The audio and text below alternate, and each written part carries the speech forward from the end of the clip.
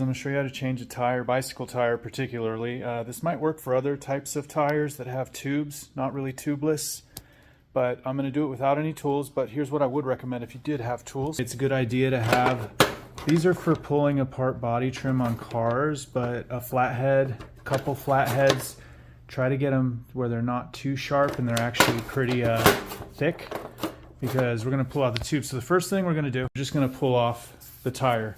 So you just pull this thing back, unscrew it, and really we're doing the back one. So you also want to deflate the tire the whole way, and when you pull off that nut, this guy right here, when you unscrew this, so if you pull this down, it loosens it, and then you just go counterclockwise and you hold the other nut if it can't come off.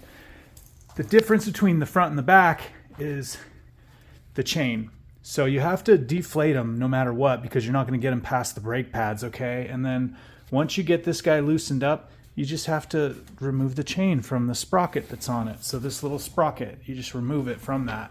Now, that might seem a little tricky, but just look at the wheel that is on, the chain wheel that is on your tire and the chain that is wrapped around it, and simply pull it down, pull it to the left, and get it off of the wheel. And then basically you just pull the wheel up and get it out of the way. It's going to be a little tricky at first because this is going to kind of rub on the braking pads or the brake pads. But it really just depends if you have discs, brake pads. So it's really cold out here, and I've got gloves on because I have really strong forearms and fingers. And so I'm going to pull this off without any tools. I'll show you. So I'm going to just set this right here real quick. So I've got a little view for you. So I got the tire. It's flat. You need to remove the valve stem. And then what you do is you push this valve stem out right here. Push it up, okay? You want to get it out of there. And then what we're going to do is we're simply going to push.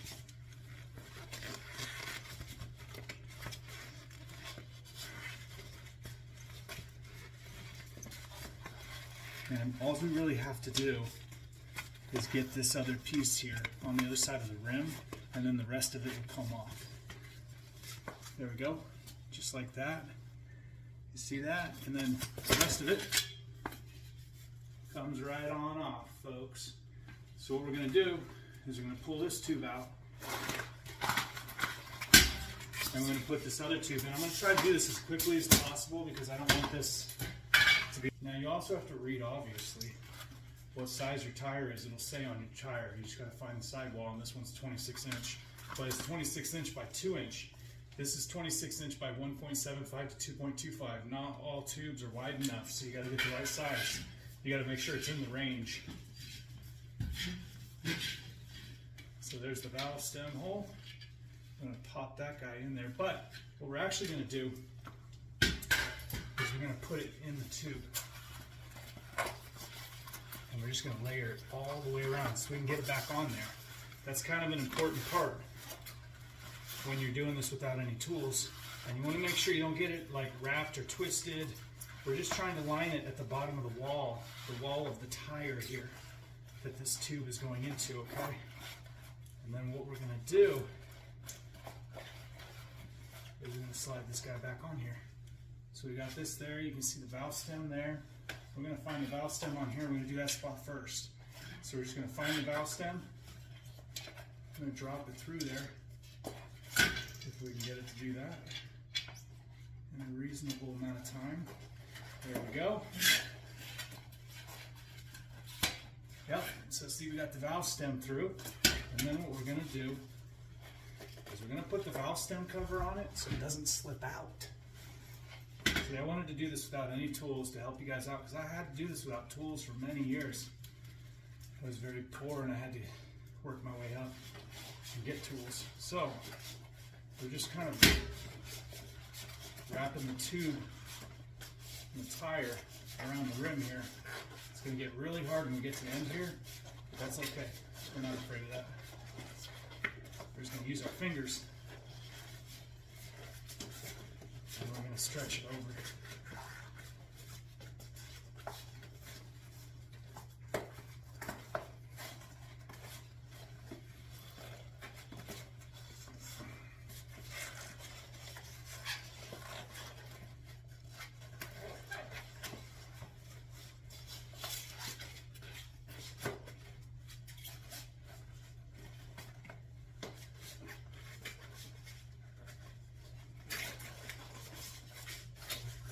Almost done.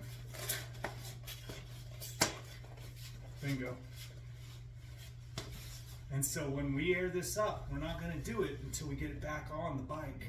And when we air it up, we're going to air it up slowly, and we're going to slowly rotate the wheel and kind of squeeze the tire to help distribute the tube inside of the tire. That's it. So if you guys are done and you guys are happy with this far, cut off the video. But we're going to put this back on the bike real quick, and then I'm going to pump it up and show you. Oops, sorry. All right, so now we got the tire back on here. We're going to go ahead and air it up with the pump here. If you don't have air pressure gauge on your pump, you can use an air pressure, tire pressure gauge, but you want to make sure to follow the specs on the tube. This one's between 45 to 65 pounds pressure. So I've got this thing hooked up, and I'm just going to start pumping it up here. And then what I'm going to do is I'm going to, ooh, there's a little sticker in there. I'm going to pull that out so that doesn't cause another puncture, but give it some squeezes, give it some more pumps. Gonna do this all the way around until it's fully pumped up, and we are good to go. Now we just check when we roll this thing to see if there's any big old lumps in here, and it looks good to go. But if you see any big lumps when you're like rolling around, it could be that there's a bunched up piece of tube that you need to kind of let the air all the way out and start over and fix it. So you got to keep, you know, distributing the tube as you air it up. So just helps. But hope this video helps some people. Make sure to like and subscribe for more content. It sure does help the channel, and I sure appreciate you guys. Here's next time.